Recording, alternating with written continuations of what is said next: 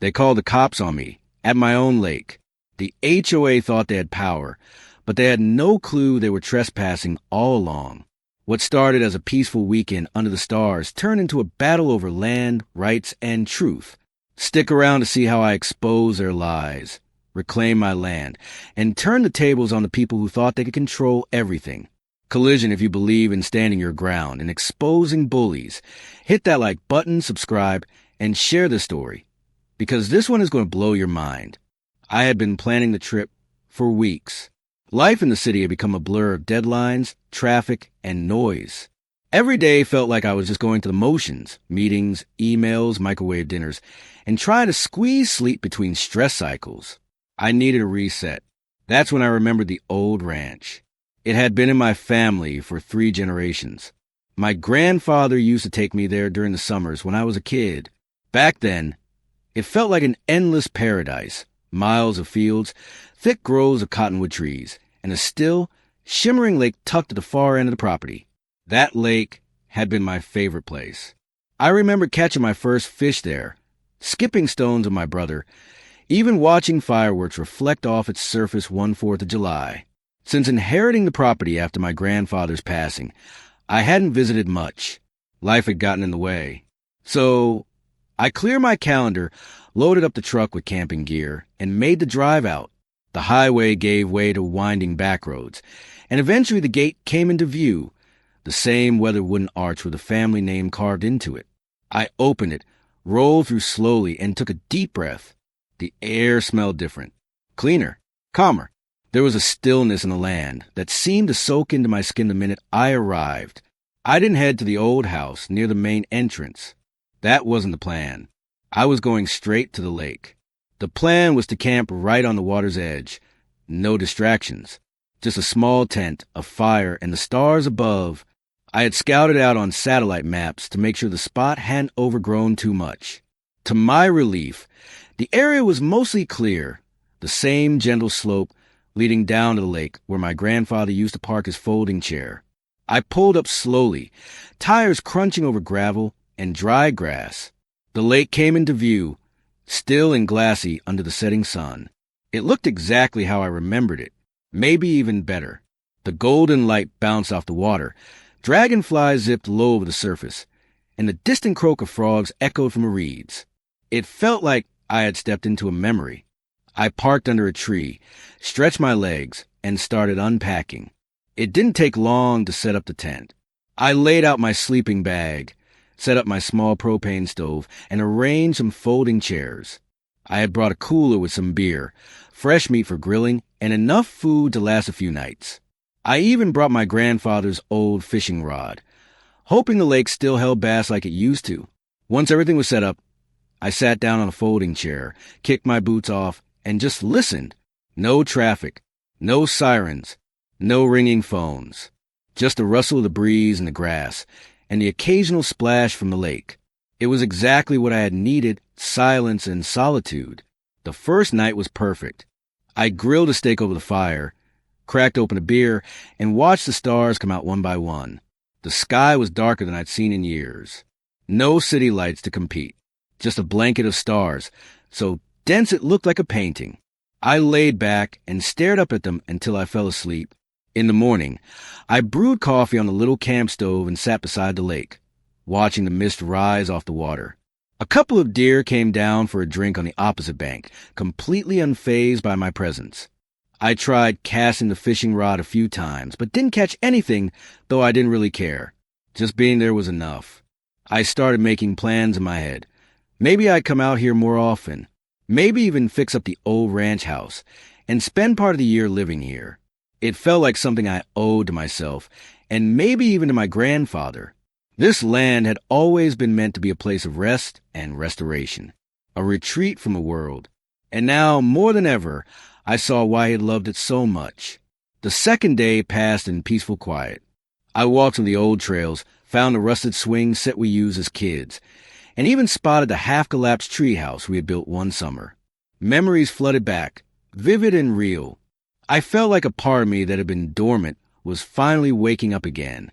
By the time evening rolled around again, I was more relaxed than I had felt in years. I cooked a simple dinner, watched the sun dip below the trees, and smiled. It was turning into the perfect weekend.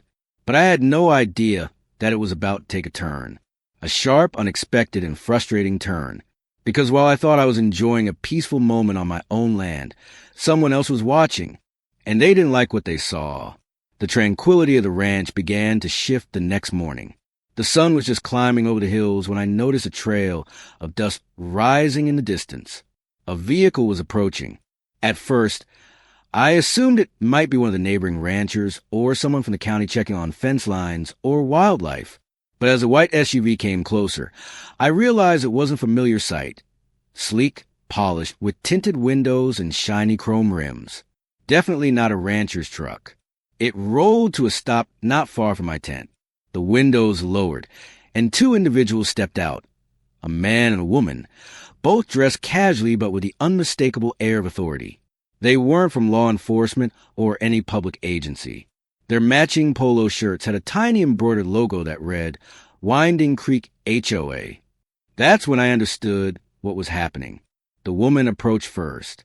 She was in her late 40s, with a clipboard tucked under one arm, and a look that said she was used to being obeyed.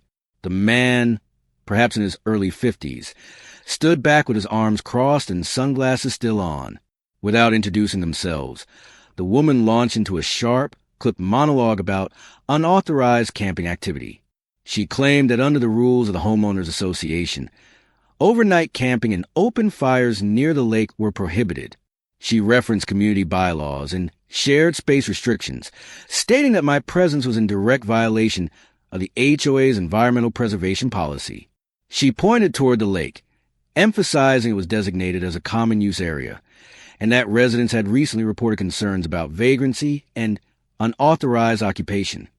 I listened calmly, then politely corrected her. I explained that this entire area, from the trees to the water's edge and beyond, was private land, inherited directly through my family estate. The lake, in particular, had always been part of the ranch, never sold, leased, or annexed. I told her I had full documentation confirming the boundaries and ownership, but she didn't seem interested. Instead of backing down, she doubled down. She insisted that the lake had long been considered part of the HOA's managed spaces, and that I was welcome to file a formal complaint if I felt otherwise. The man chimed in for first time, warning that continued defiance could result in a call to local authorities and potential fines. The arrogance was baffling. They stood there on land they didn't own, tried to assert power they didn't have, as if reciting a list of bylaws somehow made their claims valid. I asked them to provide proof of their jurisdiction over the specific area. Neither had documents. The woman vaguely referenced recent boundary adjustments and community development agreements, but nothing concrete. It was all talk, all meant to intimidate. What struck me most was their complete confidence. They truly believed they were in the right, or at least believed I would cave out confusion or fear. I've seen this tactic before, an assertion of authority through tone, not substance. I calmly reiterated that they were standing on private property, and that unless they had a legal reason to be there, they needed to leave. Their demeanor shifted slightly. The woman became noticeably more defensive, warning that the HOA had contacts with the sheriff's department, and that if I refused to comply, there would be consequences. The man looked over my gear, tent, and small campfire pit, as though mentally taking inventory for a report. Then, without another word, they turned and walked back to the SUV. As they drove off, I was left standing by the lake, frustrated but not rattled. What concerned me wasn't their authority, because they clearly had none over my land, but their confidence in misrepresenting it. How long had they been acting like they controlled this area? Had other landowners been intimidated into compliance before me? The unease began to grow. I had always believed the lake was mine, and every legal document I possessed confirmed it. But if the HOA had somehow convinced local officials or nearby residents that this was communal space, I could be dealing with more than just a misunderstanding. I could be standing in the middle of a long-running encroachment. I began mentally preparing for what might come next. If they followed through on their threats and involved law enforcement, I would need to be ready. I decided I would drive into town later that day to retrieve the full property file, including original plats and surveys. If this was going to escalate, I needed to be prepared to defend what was rightfully mine. Still, it baffled me how they showed up without proof, made bold claims, and then left as if they had issued a final warning. It was the kind of entitlement I had only read about. The belief that belonging to an HOA granted absolute control over everything nearby, regardless of the law. As the SUV disappeared beyond the trees, I couldn't shake the feeling that this wasn't the end of it. Something told me they would be back. And this time, they wouldn't come alone. It didn't take long for the situation to escalate.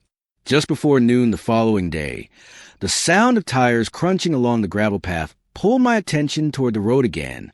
A marked sheriff department vehicle rolled to a stop just yards from my tent.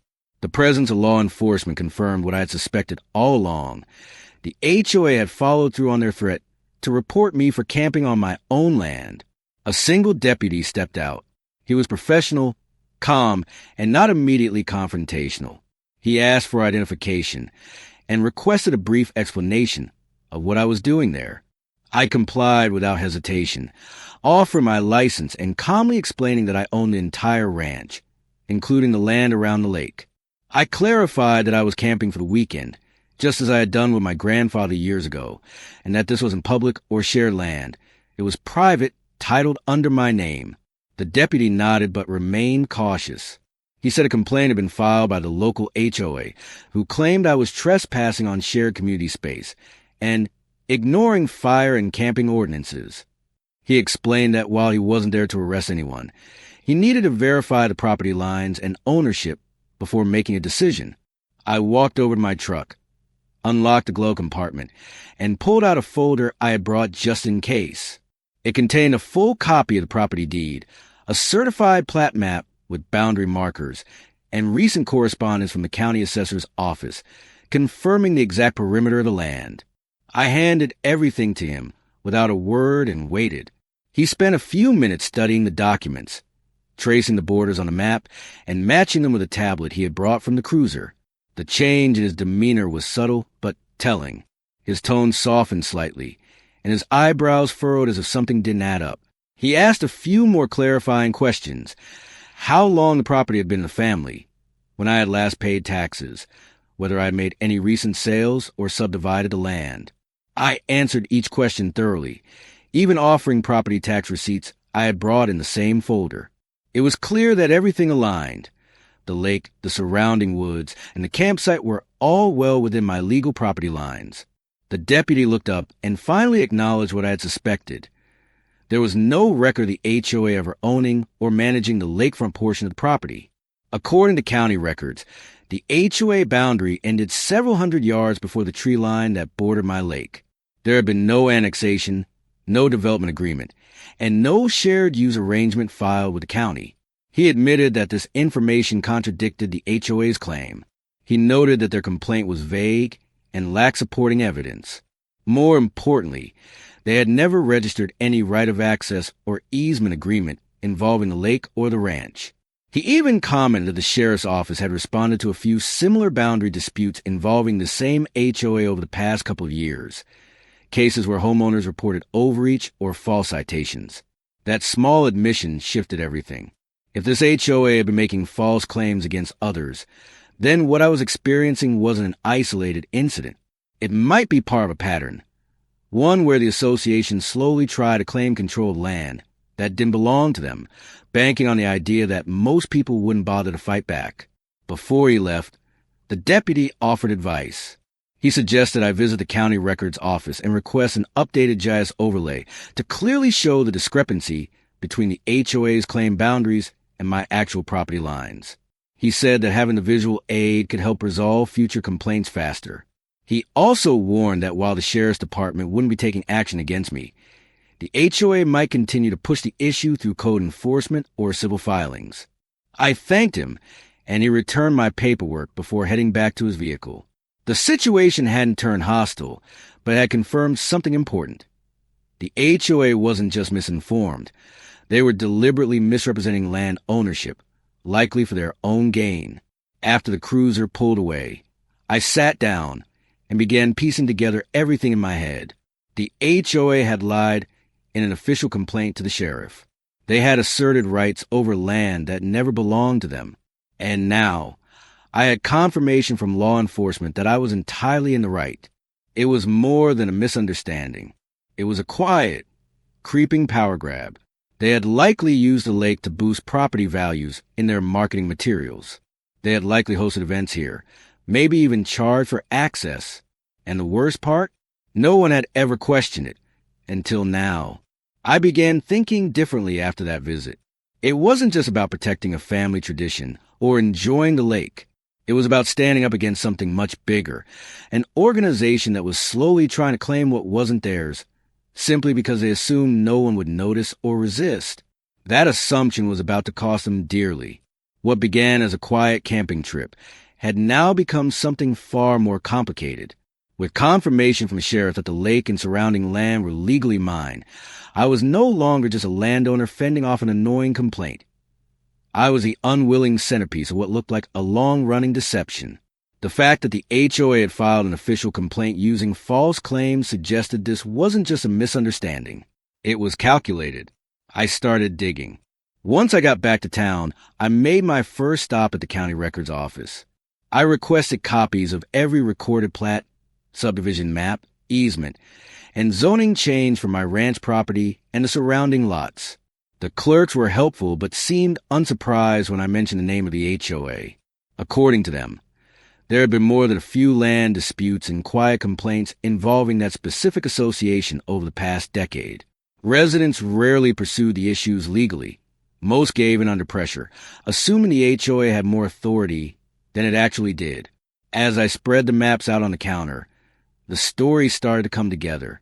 My land had never been subdivided. It was clearly marked as a standalone parcel with no overlap or connection to the HOA's jurisdiction. The lake, an unbroken, tree-lined body of water nestled on the lower third of the property, was entirely within my boundaries. There was no confusion, no gray area. But that's not what the HOA had been telling people. I went online and began scouring local real estate listings, community newsletters, and archived versions of the HOA's website using web archive tools. In bold language and glossy photos, the lake was proudly featured as a community gem, described as a shared amenity for Winding Creek homeowners. Listings for nearby homes advertised exclusive access to serene lake for fishing, paddleboarding, and family gatherings. Promotional brochures highlighted community events held near the water, barbecues, yoga sessions, even Easter egg hunts. They weren't just claiming access. They were selling it, and no one seemed to question it. The implication was staggering. For years, they had used my lake as if it were theirs, without permission, payment, or acknowledgement. They'd hosted public events, placed furniture and fixtures around the shoreline, and marketed it as part of their HOA lifestyle. Some of the online photos even showed HOA signs placed along the lake path. It was theft, quiet and deliberate, hiding behind fences, an illusion of community. I also found videos. A few residents had uploaded clips to social media showing their families fishing at Winding Creek Lake, using hashtags that included the HOA name. In the background of one video, I could make out the same fishing dock I had helped my grandfather build when I was a teenager, now painted and branded with the HOA's logo. That stung. Further research revealed another disturbing pattern. Multiple neighboring properties had gone through similar boundary disputes. Some homeowners had told local forums and review pages about their frustrations with the HOA claiming land, moving fences, or citing residents for violations on land not under their control. In each case, the HOA had relied on ambiguity, threats, and paperwork full of vague language to pressure compliance. It became clear that my situation wasn't unusual. It was part of a broader strategy. I also reached out to a real estate attorney who was more than familiar with HOAs overstepping their bounds. After reviewing the documents, she confirmed my suspicions. There were no easements, no public access rights, and no shared use agreements attached to my land. If the HOA had hosted events, built structures, or even stepped foot on the property without my consent, they were not only trespassing, they could be liable for damages. I had been camping at the lake for barely 2 nights, and yet I had uncovered what looked like years of fraudulent representation. The most infuriating part was the arrogance of it all. The way the board members had spoken to me. So certain, so dismissive. It was because they believed their version of truth would be accepted without scrutiny. They had likely used the same tone with dozens of others, assuming no one would push back hard enough to expose them. But this time, they had picked the wrong person. I wasn't just going to stop at proving the land was mine. I was going to expose every lie, every manipulation, and every dollar they may have taken under false pretenses. The lake was a symbol of my family's legacy, not some decoration for a gated community's brochure. And now that I knew what they had done, I had no intention of staying quiet. The peaceful lake I had come to for rest had revealed something much deeper, a quiet scandal hidden in plain sight. And while the water still reflected the sky, its stillness now held a very different kind of story, one that was just beginning to surface. The more I uncovered, the clearer it became that the situation with the HOA was far more serious than I initially thought. What began as an intrusion on a weekend getaway had morphed into the discovery of a full-scale encroachment scheme that had likely been in motion for years. It wasn't just about them pretending the lake was theirs. It was about how they had slowly and deliberately rewritten the narrative, both on paper and in the minds of the community. I shifted into research mode. Every spare hour was spent poring over documents, maps, and public records. I started compiling a timeline. When the HOA was formed, how the original development was platted, and when references to the lake began appearing in their materials. The original HOA charter didn't even mention the lake. Their first maps, filed with the county when the subdivision broke ground, showed their boundary ending nearly 700 feet from the edge of my property. Yet somehow, over the last 10 years, that invisible line had been quietly nudged forward. Through archived documents, I found that the first real indication of this boundary creep happened after a second phase of development. A new set of homes had been built closer to the ranch line, and with them came revised brochures showing the lake as a community feature. The language changed from adjacent to a scenic lake to access to a private community lake. It was subtle but deliberate. There was never a sale, never a deed transfer, just a slow, unauthorized branding effort that blurred the truth. I contacted a local land surveyor and asked for an updated survey of the ranch property. When his team came out and drove stakes into the ground, it confirmed what I already knew. The lake, the fishing dock, the path winding around the shoreline. Every inch of it sat squarely within my property line. They even found small HOA-installed signs placed just inside the boundary, positioned to look like they belonged on public land. One bench had been bolted into the ground beside the lake, complete with a small bronze plaque that read "Donated by the Winding Creek Garden Club." It wasn't just branding, it was infrastructure built without permission. At the same time, I began documenting everything.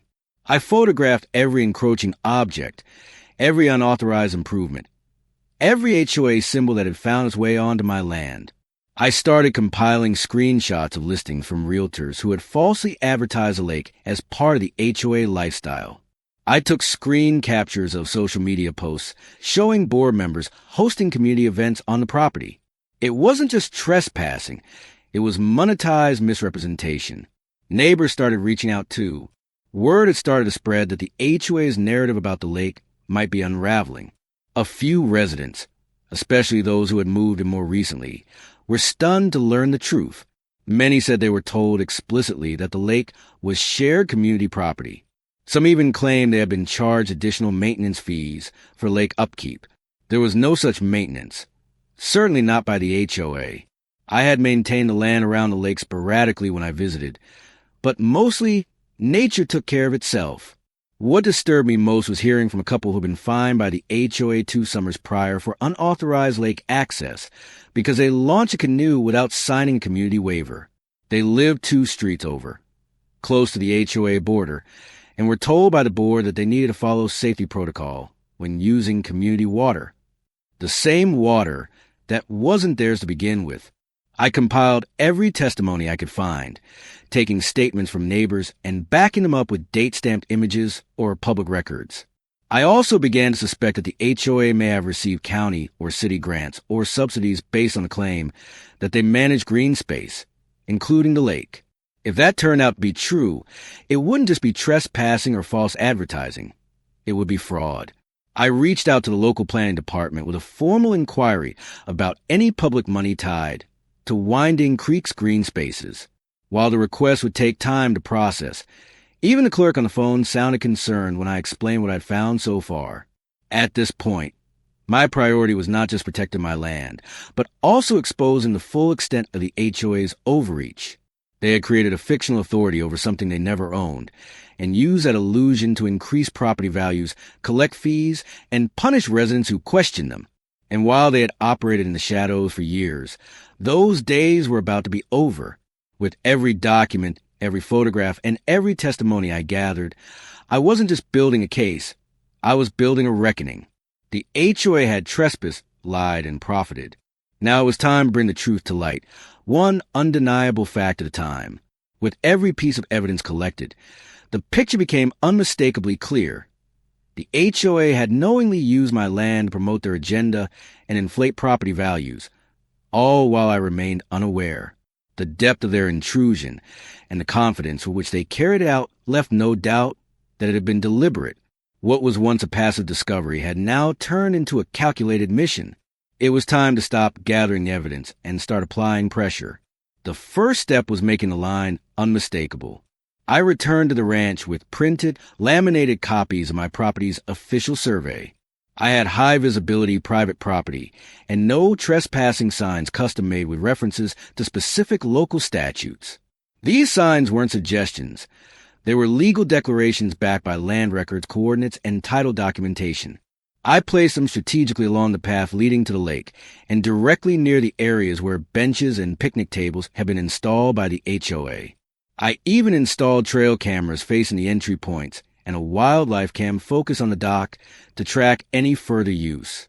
To remove ambiguity, I consulted a local fencing company and had them place clear boundary markers along the edges of my land that bordered the subdivision. The fencing wasn't decorative. It was symbolic and functional. Tall wooden posts with metal plates showing the parcel number and deed owner were driven into the soil at every corner, including by the lakeside.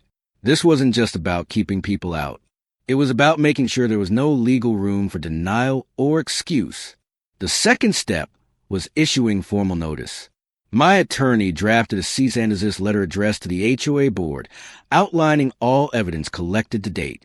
The letter cited the exact parcel number, ownership history, surveyed boundaries, and documented unauthorized usage. It demanded immediate removal of all HOA property and signage from my land, prohibited further entry, and warned that any violations moving forward will be met with legal action, including lawsuits for trespass, misrepresentation, and damages.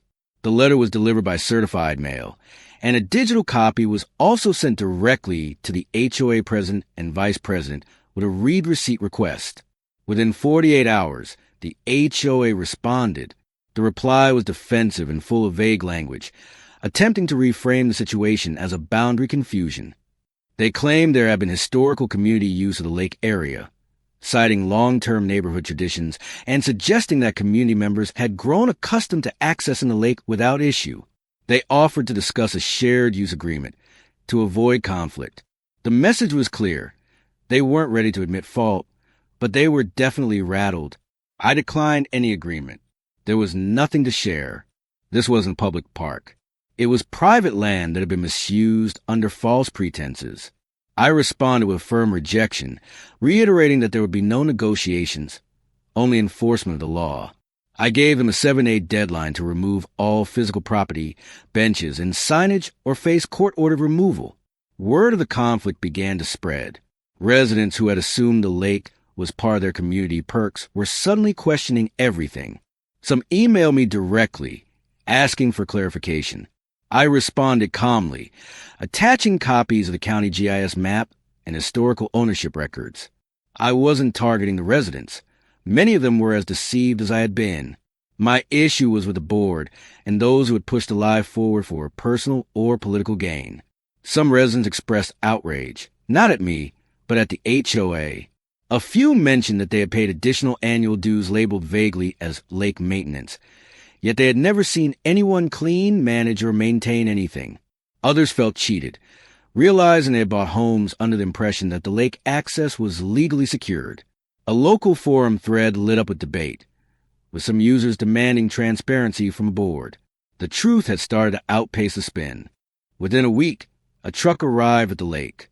Workers in plain clothes began removing the benches and signage. A few HOA-branded trash cans were quietly pulled away, and the remaining painted wood from the fishing dock was dismantled. No apology followed, no admission of guilt, just silent withdrawal. It wasn't over. My attorney was preparing the next step, a formal complaint to the county planning department, outlining the years of false claims, misuse of land, and potential fraudulent collection of HOA fees related to property they never controlled. We also began evaluating grounds for a civil lawsuit. If the HOA had collected dues based on access to my land or profited through misleading real estate listings, I had standing to recover damages, and perhaps more. This phase was about reclaiming not just property, but truth. The HOA had hidden behind authority and community reputation for too long. But now, their tactics have failed against facts, records, and boundary lines they couldn't erase. The fences were up, the signs were posted, and the warnings were issued. What came next would be the real test, whether the HOA could survive the exposure, and whether the people who enabled the lie would face accountability. Because one thing was now certain. The lake was mine, and the illusion of shared ownership had just shattered in plain sight. The moment the physical signs of the HOA's trespass began disappearing from the lakefront, a shift rippled through the community. The bench removals, sign replacements, and truckloads of dismantled material didn't go unnoticed. Residents who had long assumed the lake belonged to them were now asking questions that the HOA board wasn't prepared to answer. The quiet, slow unraveling had begun, and it was happening faster than anyone expected. Neighbors started talking, and soon the community group chats and online forums were filled with screenshots of property maps, links to county records, and snippets of the cease and desist letter I had sent. Homeowners realized the truth. The lake, once proudly promoted as part of Winding Creek's exclusive amenities, was never part of the HOA's holdings. It had been used, marketed, and profited from under completely false pretenses. Anger quickly replaced confusion. Residents began demanding answers from the HOA board during monthly meetings and via public emails. People who had lived in the neighborhood for years, many of whom had paid hundreds of dollars in special assessments labeled as landscaping and lake preservation, were now realizing those fees had funded nothing more than a lie. There were no landscaping services provided near the lake, no HOA-led maintenance. In reality, it had been used for community gain without any legal right to do so. The internal pressure on the board mounted fast. A group of homeowners petitioned for a special emergency meeting, citing misuse of funds, failure to disclose accurate boundaries, and misrepresentation in community materials. The board attempted to downplay the situation, claiming they were reviewing new information, but the residents weren't buying it anymore. The meeting, which was intended to clarify concerns, turned into a public reckoning. Several homeowners stood up and spoke about how they were promised lake access when they bought their homes. One shared emails from their realtor referencing the lake as a community feature maintained by the HOA. Another produced flyers distributed by the HOA at community events, which showed photos of children fishing and paddleboarding at the lake. Every document, every photo, every word was built on a foundation that never existed legally. Questions became accusations. How long had the board known the lake wasn't theirs? Why had they continued to collect dues under false pretenses? Who made the decision to host events on land they didn't own? Why had no board member ever disclosed the actual boundaries? The pressure fractured the board's unity. The treasurer was the first to resign, citing a personal disagreement with the board's direction. The secretary followed days later. Residents began calling for the resignation of the president, who had been the loudest voice in promoting the lake as a community asset, and who had signed off on a complaint file with the sheriff. He refused at first, insisting that they had simply operated under a long-standing assumption of shared access, but the mounting evidence made his denial seem weak and hollow. Eventually, the board president stepped down under the weight of legal threats and community outrage. The HOA was left scrambling, with interim members trying to salvage what little trust remained. A legal audit was called to review all community funds used in reference to the lake over the past decade. What they found only made things worse. Thousands of dollars in community improvement budgets had been earmarked for signage, events, and promotions directly involving the lake area. All of it had been spent under the false belief that the HOA had a right to the property. Some homeowners began exploring class action legal options. There was talk of demanding reimbursement for collected dues, misrepresentation during home purchases, and fines issued to residents for lake-related violations. The HOA, once a strong presence in the neighborhood, suddenly found itself under siege.